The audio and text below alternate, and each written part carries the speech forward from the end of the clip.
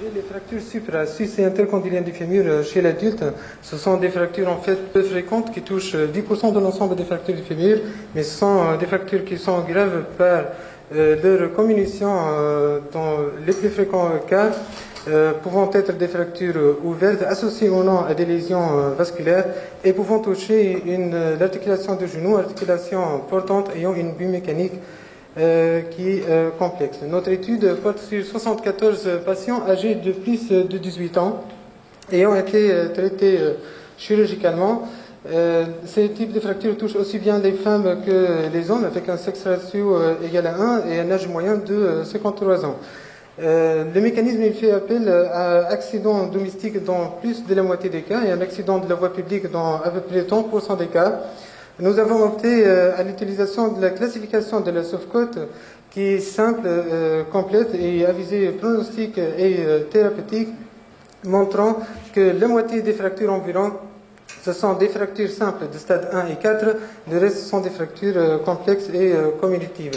Tous nos patients ont suivi un traitement chirurgical avec un délai moyen de 8 jours et une durée d'intervention moyenne de 2h15 minutes. La majorité des voies d'abord ont été utilisées, c'est la voie d'abord chirale externe, permettant la mise en place d'une vis plaque DCS ou bien lame plaque, et on a utilisé abord pararotulien interne en cas d'enclouage centromédulaire rétrograde. Les résultats fonctionnels ont été évalués selon les critères de Vidal et Marchand, prenant en considération la mobilité du genou, la douleur, la stabilité et la qualité de la marche. Cependant, les résultats anatomiques ont été évalués par reconstruction géométrique des axes avec mesure des degrés de déviation. La consolidation des fractures elle a été obtenue à 16 semaines pour les fractures fermées et environ beaucoup plus long, à environ 41 semaines pour les fractures ouvertes. Nous avons enregistré 3 cas de complications thromboemboliques par malobservance de traitement, 5 cas d'infection superficielle traités par des soins locaux et antibiothérapie et 6 cas d'infection profonde ayant nécessité une reprise chirurgicale avec drainage avec antibiothérapie. Le retard de 36% des fractures ont présenté un retard de consolidation dont 6 fractures ont été ouvertes. Un seul cas de pseudarthrose aseptique avec fracture du matériel a été enregistré chez une patiente âgée de 65 ans ayant été traitée par vis plaque DCS suite à une fracture supracondylienne avec comminution métaphysaire. Le calvicieux il a été plus observé pour les fractures articulaires, pour les fractures communicatives et lorsqu'on a un délai opératoire plus long dépassant 5 jours, toutes ces corrélations ont été prouvées statistiquement.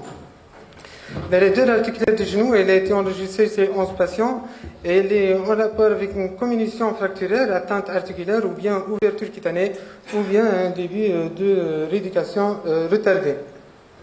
En se référant pour les critères de la Sofcot, nous avons eu environ 64% de bons et très bons résultats, avec 67% pour les lames plaques, 80% pour les enclouages centromédulaires rétrogrades et 69% pour le vis plaque DCS. Le traitement étant chirurgical doit être prodigué dans les plus brefs délais. Comme le dit Nordine, l'urgence est le meilleur garant contre l'infection. La lame plaque elle est indiquée pour les fractures supracondyliennes. Il faut surtout l'éviter en cas de comminution épiphysaire parce qu'elle risque d'aggraver les choses.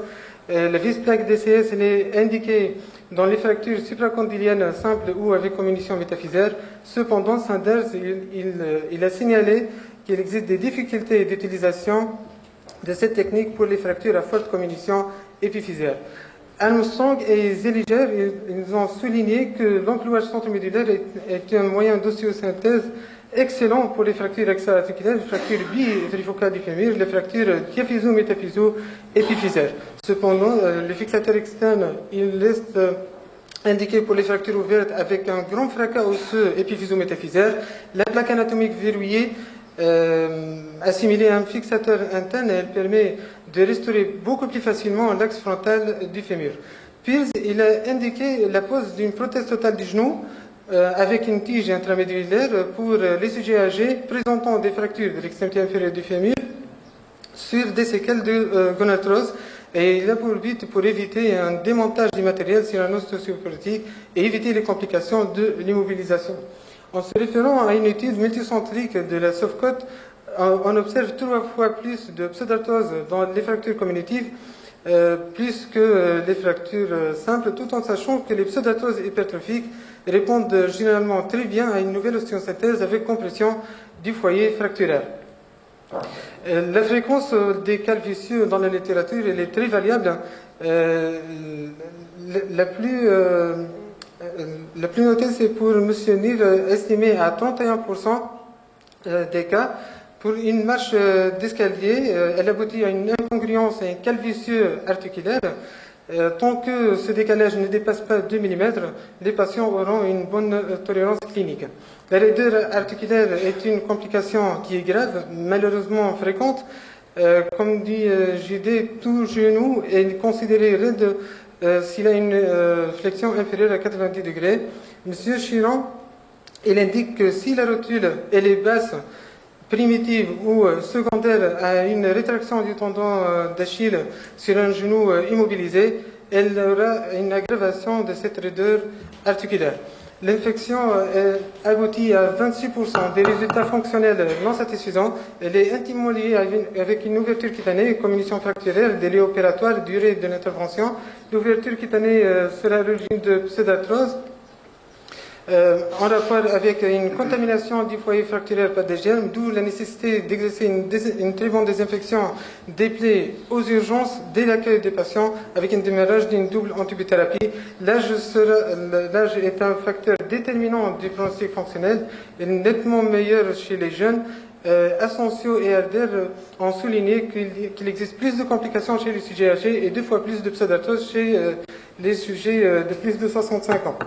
La comminution fracturaire, et enfin, la comminution fracturaire, elle aboutit à un retard de consolidation et raideur articulaire et calvicieux. En conclusion, certes que les fractures supra-, sus- et intercondyliennes ont une difficulté thérapeutique considérable, comme dit Watson-Jones, peu de traumatismes présentant autant de difficultés que les fractures suscondyliennes du fémur, mais une prise en charge rapide associée à une synthèse solide avec une rééducation précoce améliore beaucoup le pronostic fonctionnel de ces fractures. Et merci beaucoup.